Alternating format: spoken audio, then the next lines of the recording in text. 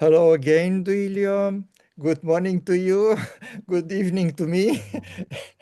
And hello, everybody who are watching us. We continue our fabulous discussion about philosophy with Duilio. So for nearly 1 hour, we have a barely introduction in the very complicated matter of philosophy. We touch a little bit about the four period of philosophy in Europe, and we talk a bit about the Indian philosophy. But now we will go in deep on the medieval philosophy.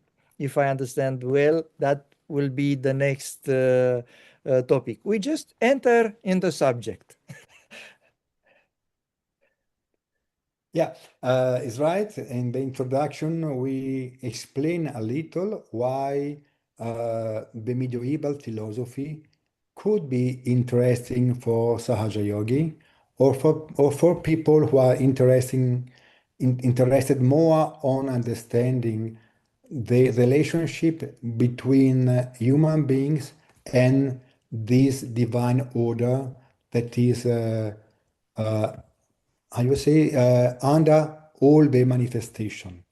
As we said before, we said that there is a divine order that creates, sustains, and permeates all the manifestation, all the creation. The main question is how human beings can relate to it or can understand it. And we end the last part, the introduction, uh, questioning how human beings can relate to it.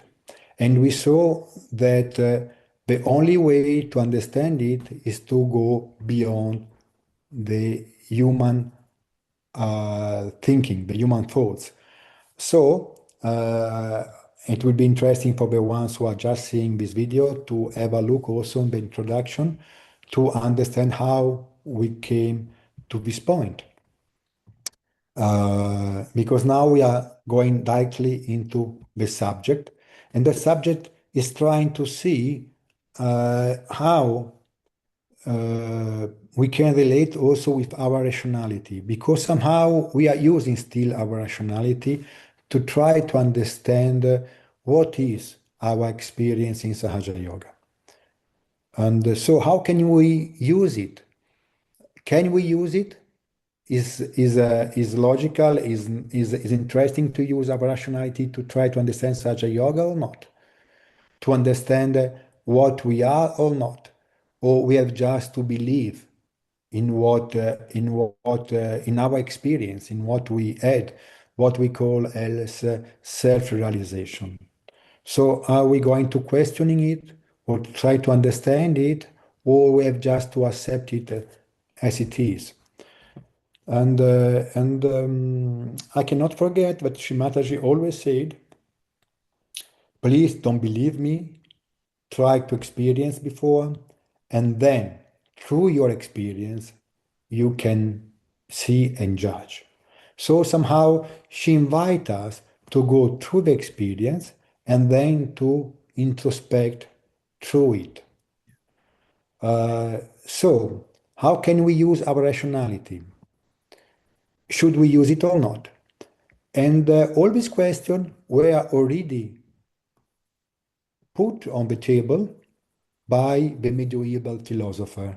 And it's quite interesting to go through them because they had the same doubts that we have as Sahaja Yogi when we relate with our experience dealing with this divine order, with this Param Chaitanya. Question. Sorry. Just come Please, in my please, mind. please. Those guys you enumerated in the end of the last installment, and you will talk now about them. They were, Yes. in a way, without being realized persons, in a way, they were like us, and they tried to understand God in both way, bhakti, worshipping, because those guys were real believers, not an hypocrite believers, the real believer, but they have the audacity to try to understood God as well, to understood those. So similar with us, or at least some of us, or as we should be, to combine those both uh, qualities in us, because those are qualities to be completely worshiping God without any problem, trusting 100%, but in the same time, without doubting, but just because that will enhance our understanding to use the mind. So I'm right, or I'm Yeah, right? it's bad. It's bad. It's bad. It's bad. It is the old question, and you see among them, it is what is called the old question between rationality and faith. In faith. So one is pushing more towards the faith, another one is pushing more towards the rationality. So that is why we are going through different characters, through different thinkers, to see how they react Yeah, in front of this divine order, in front of God. yeah, So how they deal with that, with this experience, because some of them had this experience, most probably some of them came close to the realization. For sure, some of them got the realization. The way we are talking, you can see clearly that they were realized people. So they had this experience, and they had not even the language to talk about that, as sometimes the language also is failing us. So they were trying to describe what happened. So we can go straight with your suggestion. We can go straight into the first one that we want to yes, see. That is Anselm of Aosta. We say the Anselmo of Aosta. Aosta is a city of Italy, in the north of Italy. Is coming from there. In the medieval period, they have no surname. So their surname is the place from where they are coming. So Anselmo mm, of Aosta, because it's coming from Aosta, from this city. yeah, And Anselmo gave soon support to your question, because there is one formula that can best express his attitude, and the formula is credo ut intelligam. Is a Latin formula because all of them wrote in Latin. You know that Latin was the language of all the thinker till the 18th century. So the intellectual of Europe could speak among themselves for millennium, for almost 2 millennium, just speaking the same language that was Latin. You but to know my that su- but to my surprise, sorry to interrupt, Sri Mataji said there are two languages sacred, was Sanskrit and Sanskrit Latin. and Latin. To my surprise, Latin. I didn't Yeah. know. Sorry. That's it. That's Yeah. it. So you know that till the 19th century in Germany, the exam at university were given in Latin Yeah. because all the intellectual used to speak in Latin. Anyway, so the formula is credo ut intelligam. That means I believe in order to understand. So I believe in order to To- understand. So And believing is actually the vehicle for understanding, for understanding. for understanding. So the faith, I mean, the bhakti is at the foundation of the understanding. Yes. So, um, and with this, let's say, formula, they don't mean that human beings should believe, I say, blindly, Blindly. and Yeah. announce intelligence. No. Yeah. But they says that the faith is the starting point from where you can start, from where you can begin Yeah. your path of knowledge. So exactly because I believe, I wish to understand more deeply that in which I believe. Yeah. Uh, so the reason is not eliminated by the faith. What Hmm. we can say is that the faith put in motion, put in movement Yeah. the reason. No? So the two go combined, but the faith is the first motion that Yeah. start the reasoning. And this is an interesting attitude, let's say, because somehow reverse the modern conception, through which, first of all, we have to understand, and afterwards, perhaps, we have to believe. I mean, they were not naive, they are not stupid guys. We cannot say that the modern were more intelligent and more expert than this one. Not at all. Not at all. But they felt inside themselves that the faith was the instrument that was moving the reason, you see. And Anselmo seems to say that first of all, I open myself to the experience with trust and to the possibility of truth. I open myself to the possibility to get the truth. And then from this, I would say, openness, I try to understand it. Hmm. So somehow is what also we are invited to do in Sahaja Yoga. Yeah. Where first of all we have some we need to have a sum of faith, but let's say that our faith is enlightened in Sahaja Yoga Mm. because our faith somehow is based on experience,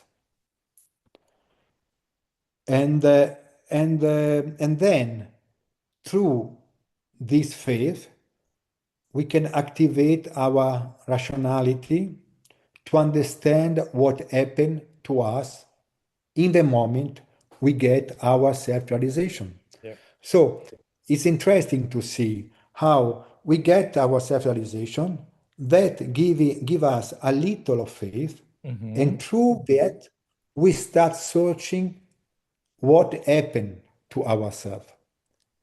So the difference with Anselmo is that we in Sahaja Yoga we can have what we call enlightened faith because Hmm. it's supported by our Realization. experience, by our realization. That's the point. And so here it's interesting also to see a little more what we intend in Sahaja Yoga with Bhakti and with Shraddha. No? Because, of course, there is a difference between one tradition, the Indian tradition, and the medieval tradition, but also it's interesting to see there is a suggestive resonance It's a between, similitude. Similitude. Yeah. yeah, similitude in the concept of Shraddha, for example. No? Because Shimataji is talking a lot about the point that Shraddha and Bhakti are truly the fundamental of Sahaja Yoga. So what does it mean, Shraddha and Bhakti? And interesting to see that Shraddha, we generally translate it with truth, with faith, trust, sorry, with trust, with faith, with deep conviction. But Belief or belief. Yeah. yeah, but etymologically, Shraddha means place our own heart into the subject. Yeah. For example, Shrad is associated with art, and Da is to please, establish, Hmm. Da or Sta. So Shraddha is a beautiful word altogether. I mean, Indians are special because in these things they can go deep into the things. So I don't. It doesn't mean simply I believe that this is true. No, means put our own heart into it. So when we have Shraddha, when Shimataji asks us to have Shraddha, it means to put our heart. We know that the spirit is in the heart. That means to be connected strongly with our spirit. No, and yeah, And bhakti, we know, is devotion. So it is this deep trust where we put our full heart in our spiritual search, in our spiritual quest, and doesn't stop to become just an intellectual exercise and involve our entire beings, involve all of ourselves, because we put completely our heart into the matter. And so it's not credulity. Shraddha is not credulity. It's not just to believe, no? Because credulity means I believe without, I mean, with no need of verify. But we cannot forget that Shri Mataji is inviting us, and always invite us more and more, not to believe blindly, but to check and verify. So we put, with the Shraddha, we put our heart into the matter to be able to check. If we are in front of a sea, we can stay there for days together discussing about the sea. The water is hot, it's cold, we don't know. She asked us to jump into the sea. And once we are inside the sea, then we can start swimming, enjoy the waves, enjoy the water, and start knowing what the sea truly is. We cannot describing the sea just sitting on the shore. That is the Shraddha. That is putting ourselves inside. If we keep outside and we just observe what Sahaja Yoga is, we can never understand it. Never. It's like I said, discussing about the sea, staying on the shore. And Shraddha is just to jump into the sea from where we can start enjoying it. So I open myself with full heart so that I can experience and verify.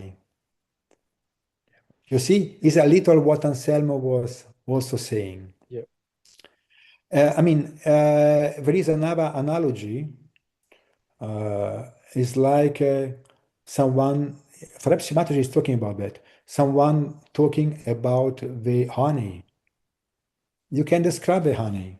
It's like that, it's sweet and blah, blah, blah. But taste it. Yeah. You have to taste the honey, and then we can talk about that. So how can we talk about the honey if we don't taste it? How can we talk about the sea if we don't jump in it? And Vesrada and Bhakti are exactly this point. But But even don't if we replace, talk, sorry. yeah, but don't replace the experience. Yeah. It makes the experience possible to us. Yeah. That is interesting. So you see, the faith is the starting point of the experience. But So once we tested the honey, we don't. Sorry, please. even if we experience that and we talk about the honey with someone else, our job is to, first of all, be incredible that we taste the honey, to know what are we talking about, and make the guy we are talking with be interesting for him to taste the honey too. Because otherwise will be only words for him. By honey, I mean Sahaja Yoga, for example.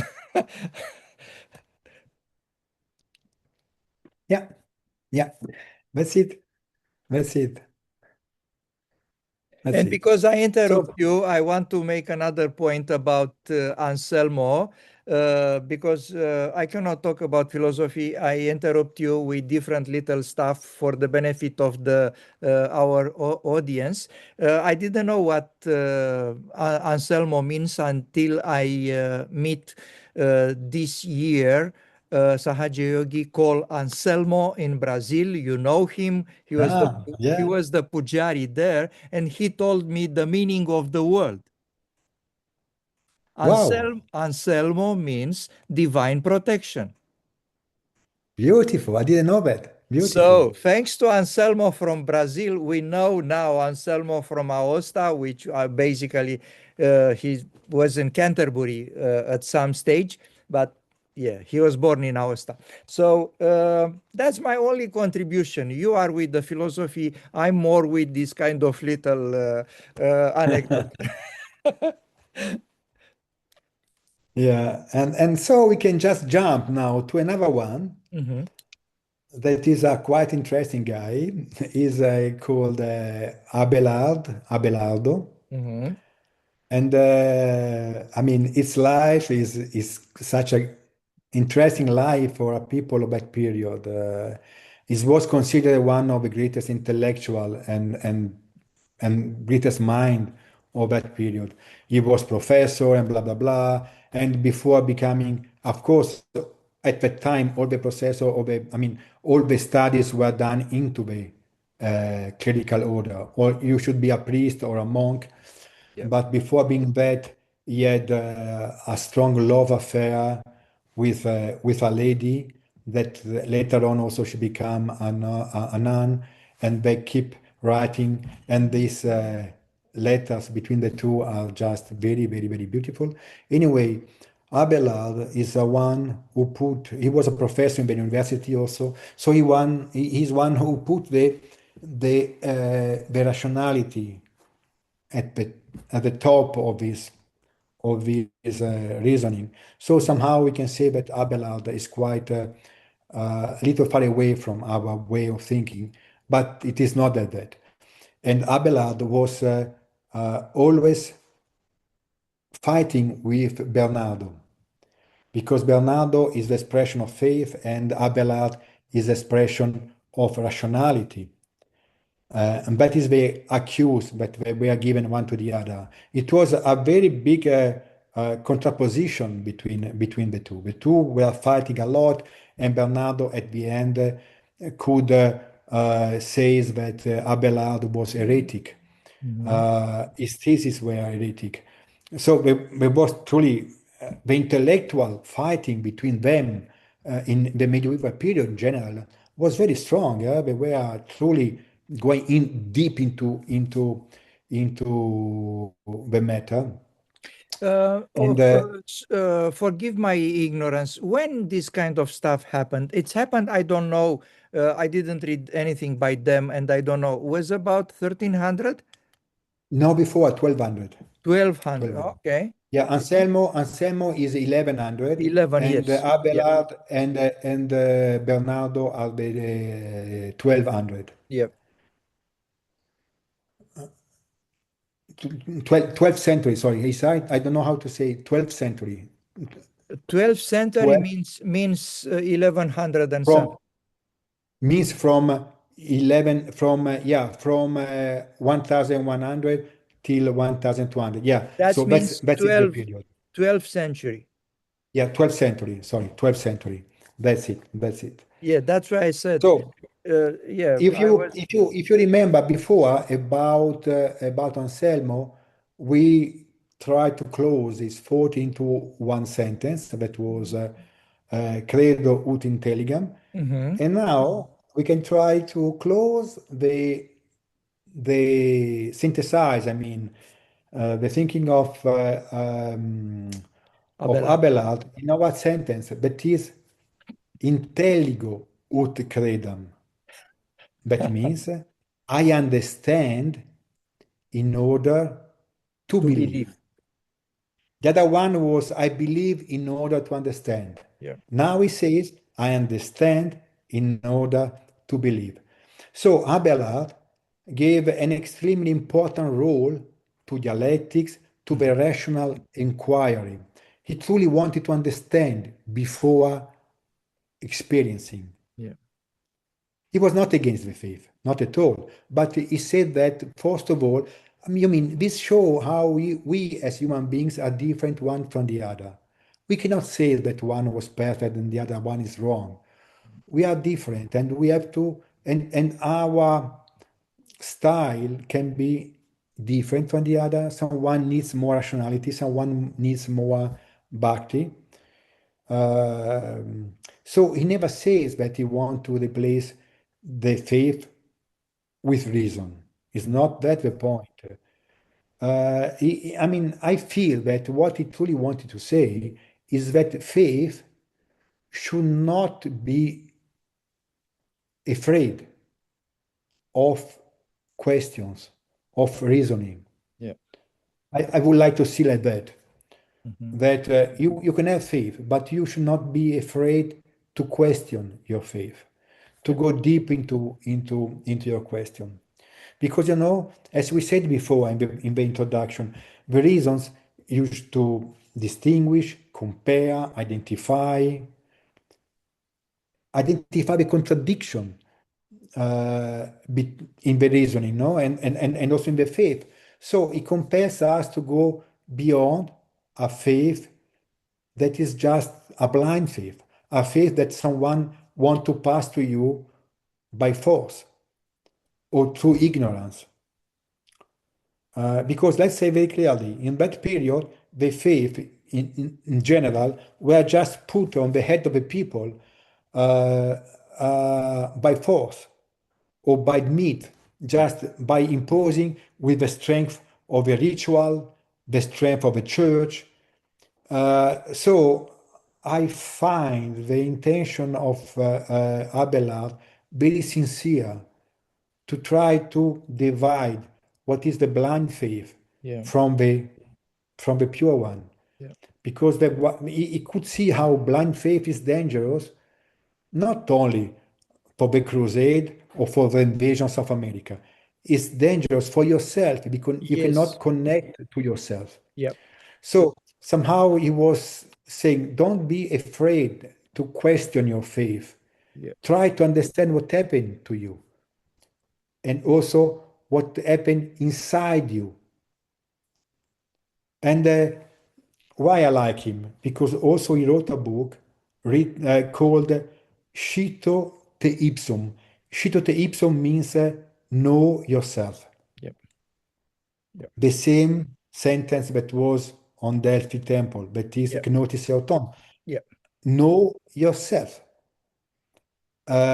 Again, you see, if you remember in the introduction, we try to see how to know yourself may meaning different can have different meaning according to the period. Yeah. So for the Greek, know yourself was meaning more try to understand what is your limitation, for example. Mhm. Not to go into the hubris, into the arrogance. Yeah. Try to be into the limits. Yeah. Try to be in the middle. Don't be pushed by your ego.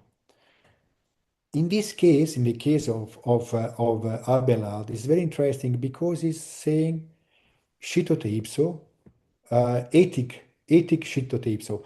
I mean, "scito te ipso" is the base for a new ethics. Mhm.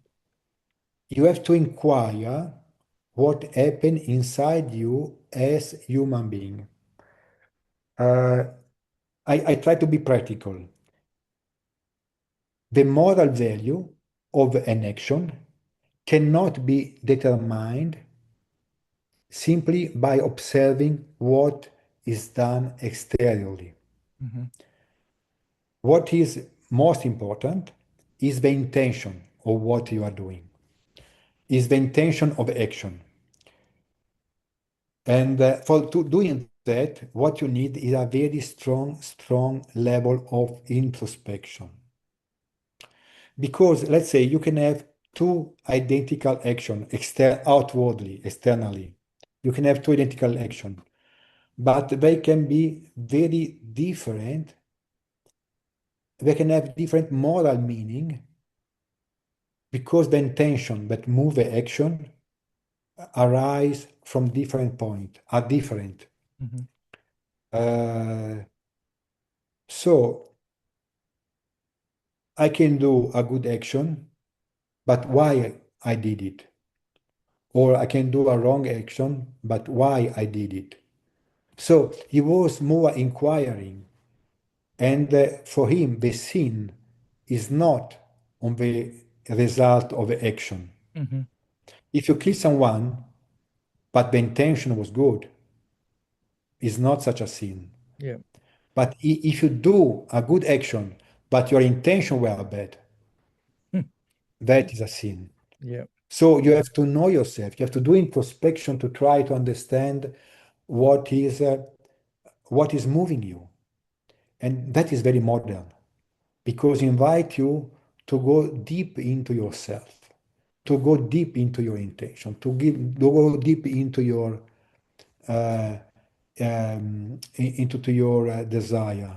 But that with the condition that the intention to be a real good one, because sometimes some people, bad people, claim that they have good intentions, like molding a whole society, like a dictatorship, and they claim that they are doing for the good of the people. They build a new human. Yes, Yeah, that was the claim of the Nazi and the communist. Both of them claim exactly the same. They are yeah, building new human. And the yeah, intention is good. Oh, will be a new human. A new human will be born only after realization, not by force of a dictatorship. yeah. That is two main point you are pointing out. First of all, you have to be absolutely honest with Yes. yourself in this kind of introspection. Yeah.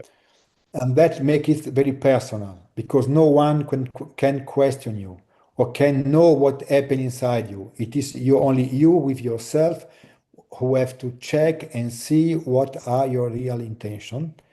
And the other point is that you can never force transformation on other people, but should be an inner transformation. So you cannot impose communism or you cannot impose Any. racism. Yeah. It has to start from an inner transformation, and that is what Shimataji did. Yes. Shimataji is very special because she said, first of all, transform yourself, and then your transformation will transform the society. Absolutely. So, coming back to Abelard, we see that it requires absolute honesty towards ourselves. And that is not easy because most of the time we even tell lies to ourselves. We try to convince of ourselves. So it's fundamental to be transparent to ourselves. Hmm. Because, for example, we may believe that we do an act of generosity, but truly what we wanted is just recognition. Yeah. I mean, it's not such a big sin, but it is a sin towards ourselves Yeah. because the search for recognition is still ego who doesn't know, who doesn't allow us to be one. Or satisfaction. We try to satisfy ourselves, believing that what good we are doing this action. Again, yeah, same. So, for example, you may convince yourself that you are doing an act of justice, Hmm. but perhaps you are just moving by resentment towards someone, or you Yeah. are just jealous about someone. So, uh, for example, someone says that, oh, I am very detached. Actually, is just indifferent. So we can have thousands of examples of how our action can be externally good, Hmm. but inside, still, if we do a good introspection, would show us our own limitation. So to know oneself in this way means to look inside myself without lying to me. And again, in this case, I would like to recall the word of Shimataji. You see, I'm trying to relate every thinker with the teaching of Shrimataji. Yep. And coming to Shrimataji, we can see how most of the time she invites us, she emphasizes the fact that we need to do introspection. In a very simple way, in the beginning of Sahaja Yoga, she was inviting us to keep a diary.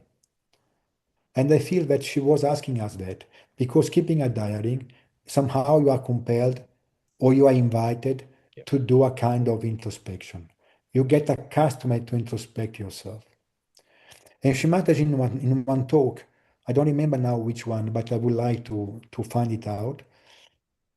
In one talk, she says that there are three fundamental bases if we want to grow. One is meditation, one is to absorb vibration, and one is continuous introspection. Yep. You see, she gave enormous importance to introspection, and somehow Abelardo was saying the same. No, so you see, meditation somehow lead us toward the silence and to the thoughtless awareness. It's fundamental. And the vibration, when she asks us to absorb vibration, because they nourish us. And also vibration help us not to have Sahaja Yoga just as a mental idea, but make it very practical, because you can feel the vibration, you can feel the Paramchaitanya, you can feel your experience. So become practical, and moreover, it nourish you, it nourish your subtle center, your chakra, and your vision and understanding become deeper and deeper and deeper. And then comes the introspection point. Uh, and the introspection allow us to see, I hope, we hope, honestly,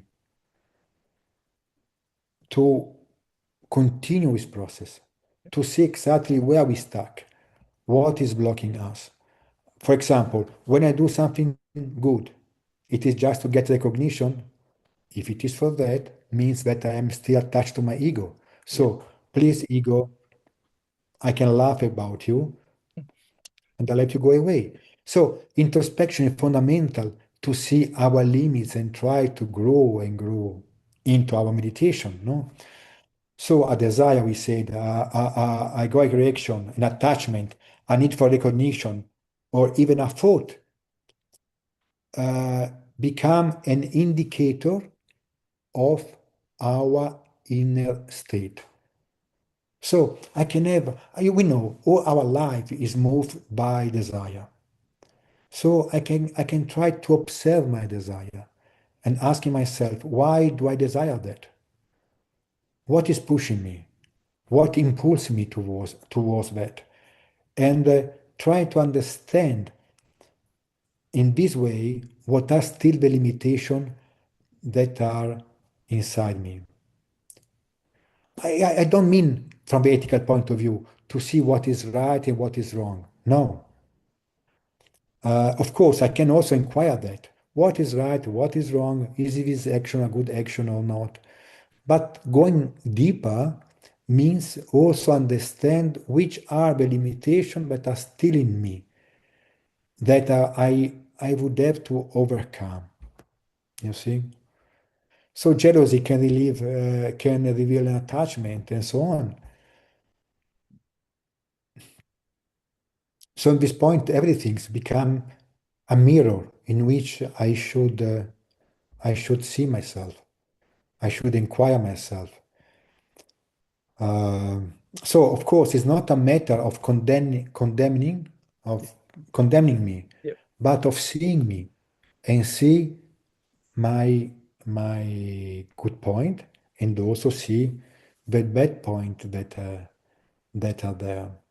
I have to observe my thought, my anger, my desire, what obstruct me, what help me, and But yeah. but So sorry, just to conclude, in this way, I find that Abelard is very modern because go deep into the psychology of a person. You know, the psychology is a science of the end of the 19th century, but actually, Abelard somehow invite us to do all this work of introspection. And yeah, I found very deep. Uh, I used to put myself down. I used to believe that not I'm not good, but I said better better know my limitation, better know my doubts. And when I talk with the doubts and the limitations, all of the sudden the majority of people I'm talking with, Sahaja Yogi, obviously, because I'm not talking this kind of topics with non-Sahaja yogis, no use to. Uh, they said, "Oh, no, no, no, we are good. No, no, no, we are not limited. No, no, no, we are so strong." They seems that they don't want to admit that we still have a lot to reach the higher point of being a real Sahaja yogi. That's one. And secondly, the doubts are also interpreted, in my view, wrongly. When I talk about the doubts, doesn't means I'm on the same page with Abelardo, because my doubts are not about the uh, power of God, the Shimataji, the uh, teaching of Sahaja Yoga. But there are doubts we don't even realize are doubts. And the reason I believe we still have this kind of doubts, which cannot point it, you cannot say I doubt something. No, it's somewhere in the back of the head, uh, which again not too many people recognize. And talking about this subject with one person, he said, no, I don't have doubts because I fight against them. And I said, hello, if you fight against them, how you don't have I mean, obviously I stopped talking with this guy because the conversation cannot be further. I mean, not then, but later I tried not to, because I realized it's a fracture in the logic with this kind of people. But again, in my view, it's not a shame to recognize that we still have a lot to parkour. I mean, putting us very high is good because you have a, peak to reach. But on the same time, you have to know that you are somewhere on the road. So um, those thoughts come to me when you talk about Abelardo. So those are the doubts I'm talking about. What is your opinion about what I just say? No, you're right. You're right. And but you know what you are expressing, it is even closer to the other character that is Bernardo of Clairvaux, actually. So actually, you are giving me the impulse to enter into the next subject, that is Welcome, Bernardo of Clairvaux. That is welcome. truly another, because you know that is very also very very very interesting. Bernardo is the oppositor of Abelardo, and Bernardo is the one who said that the faith is the most important thing, blah blah blah. But this is a way to simplify him. Uh, he was called mellifluous because he had such a nice voice and he could speak in such a sweet and beautiful way that he was enchanting everyone. And also for Bernardo, the self-knowledge was fundamental. Abelardo was saying "scito te ipso," if you remember, we said that.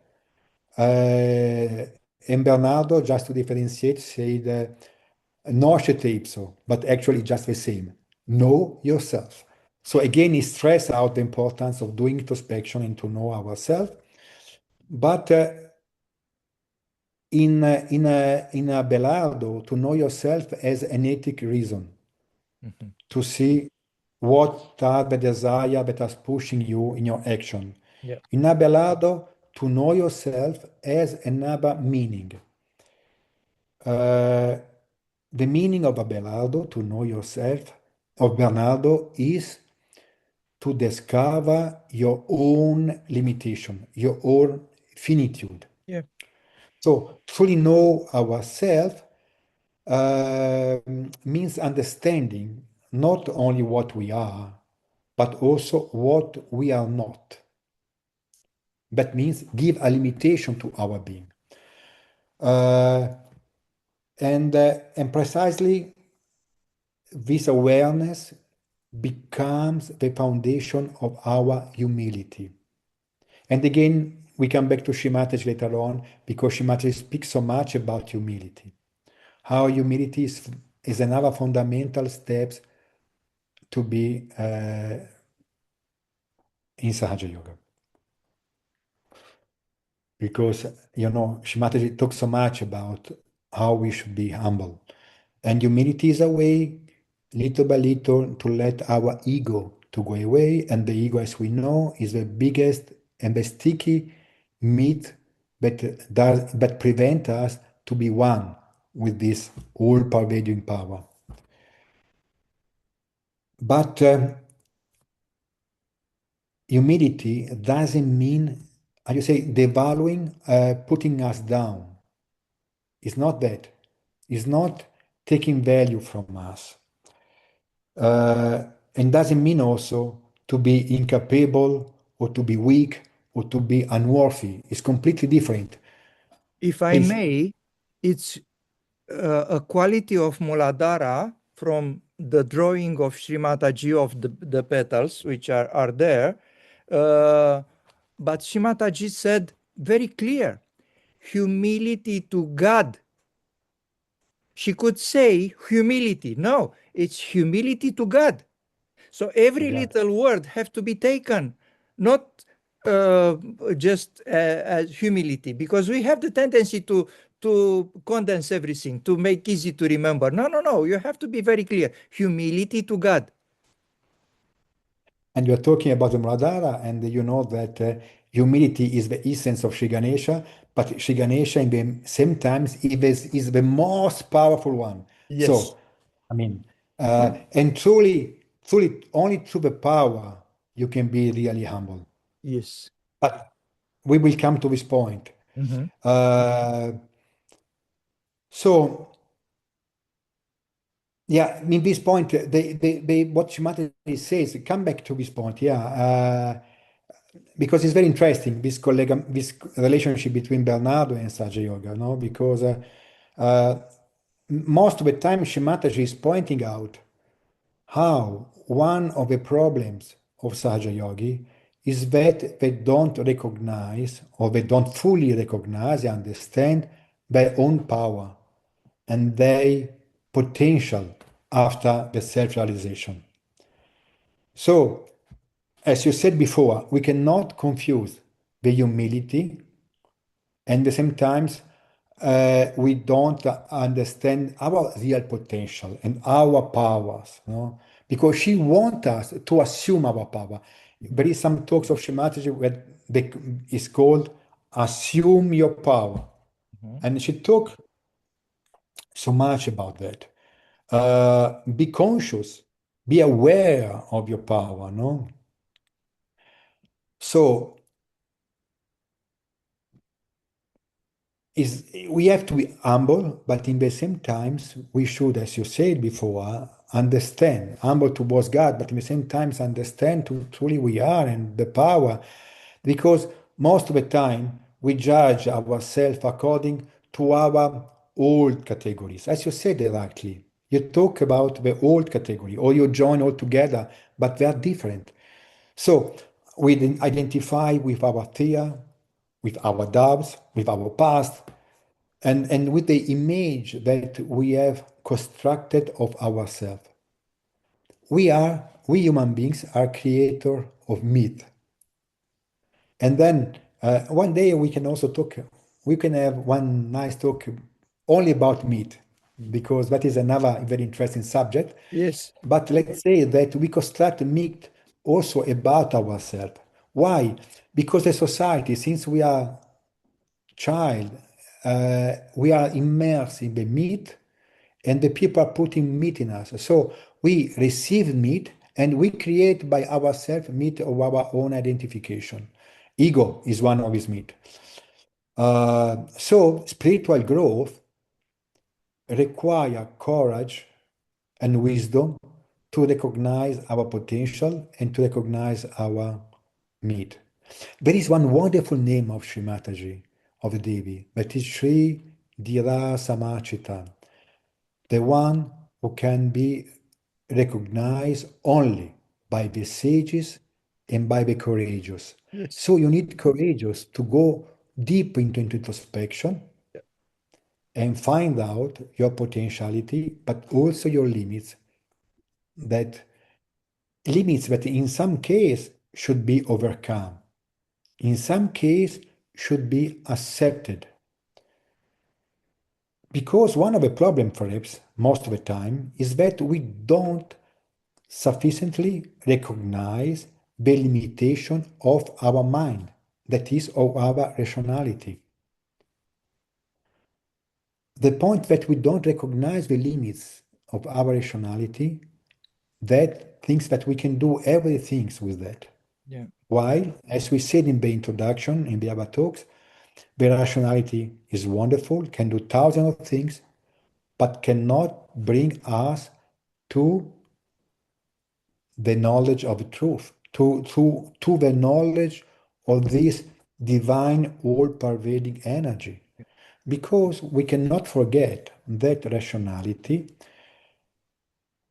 also is a kind of biological stuff Mm-hmm. that came up to allow us to, how you say, to do in the best way, to, the English word I'm missing, sorry. Uh, the rationality is the instrument through which we can, in the best way, let's say, survive, through Yes. which the human beings have survived. We don't have much strength. We don't know how to swim fast. We don't know how to run fast. And we use our brain to survive. Yeah.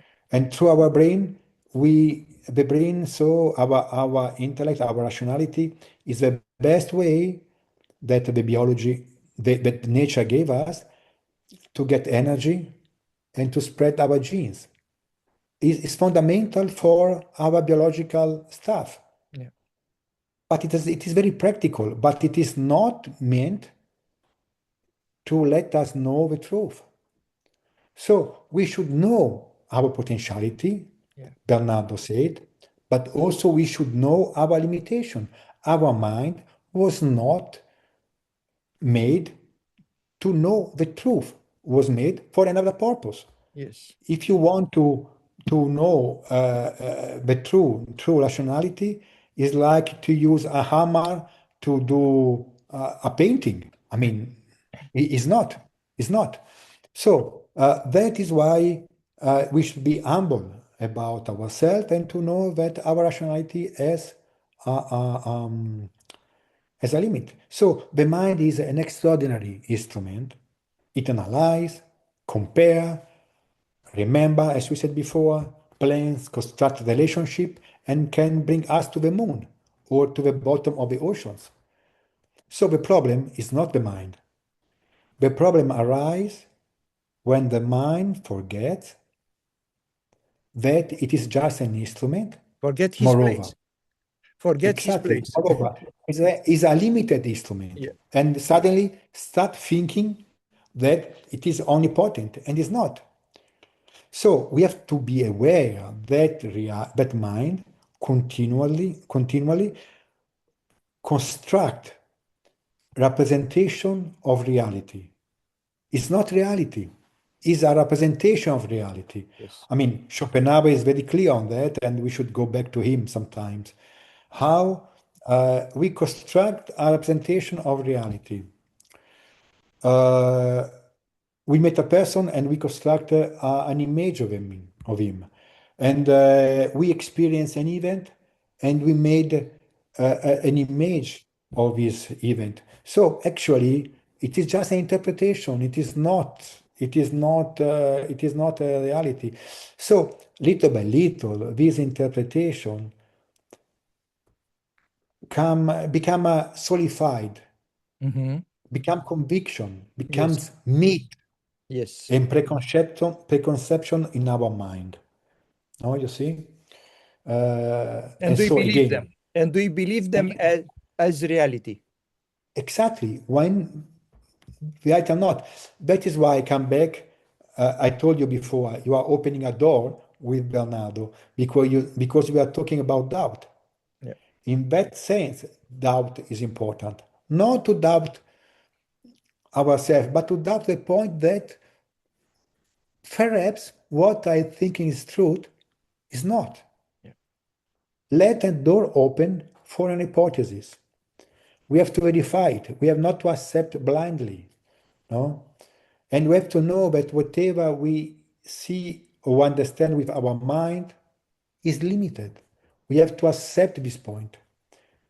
So that is why Bernardo is pushing toward devotion, because he said that devotion is the only way Yeah. that you have to transcend your ego Yeah. and go to the divine order.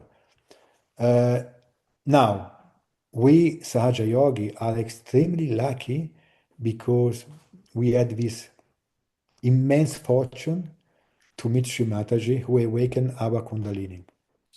And the Kundalini is the instrument that bring us beyond the thought. And the faith can become a enlightened faith. I can't believe that the people were not considering much Bernardo when he was speaking about faith, because they could be afraid that he was speaking about a blind faith. And truly, for someone, could be. Yes. I believe that in his case, it was a true faith supported by a real experience. Uh, and yes, I should say always, maybe I'm wrong, but very probably every my thought is wrong. Yeah. That is why I have to go beyond Yeah. beyond my thought. So, even the conception, the idea that I have of myself, most probably is not true. And even the idea that I have of God, most probably is not true. The idea, I mean. Yeah. So, to get to Him, I have to go into the thoughtless awareness state. I don't know if you have any question on that. Wow. Um,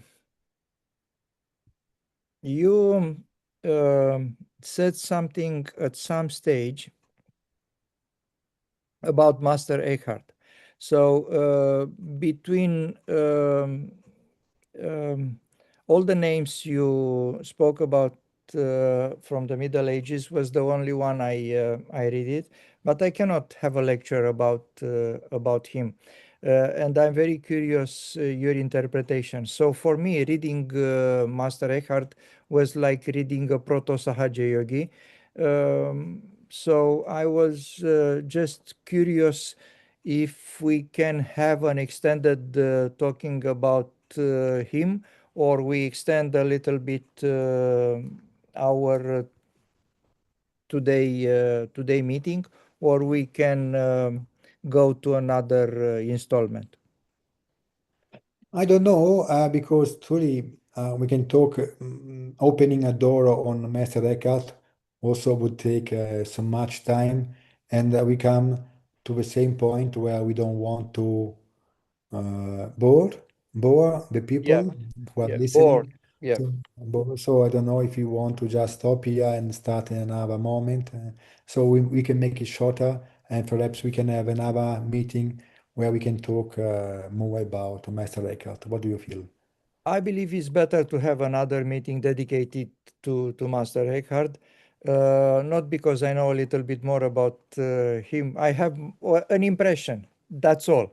I have it. Maybe I should consult my note before I talk with you, but maybe not. I will let you tell me what you think. Um, so probably will be better to stop now and plan for next one with Master Eckhart. You raise the point, the topic of myths, which that's another. I mean, we can go to Fraser, but I don't know.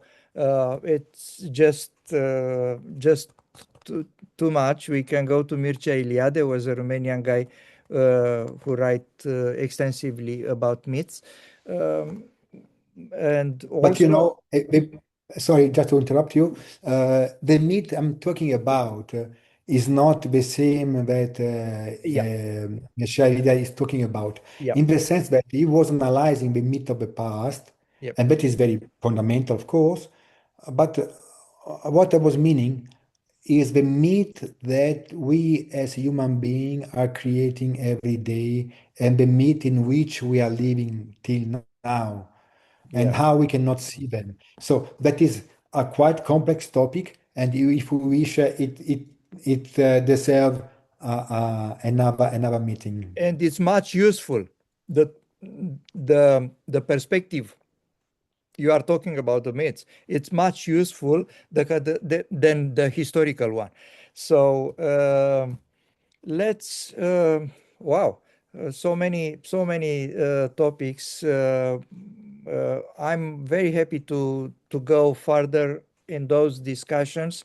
I'm very much hoping that our audience will keep at least as it is now. We have uh, in many dozens of viewers, not views, viewers, unique viewers, which is not bad. Uh, so I'm hoping that people will, the Sahaja Yogi, and maybe not only, will enjoy our discussion. Definitely, I enjoy it. So at least you have one very interested auditor. So Now, the same is for me. When we are talking together, we are just discovering new yes, things because also when I'm talking, I discover new connection. And so it's a good opportunity to me also. And so I that's have to thank you for this opportunity.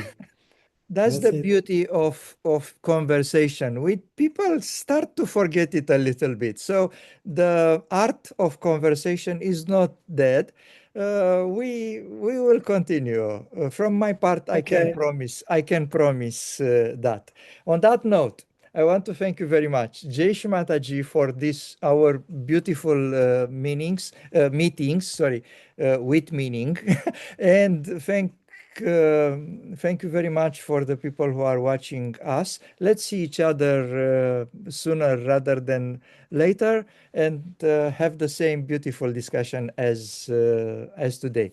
Jai Shimataji for allowing us to to be together. Jai Just Shimataji.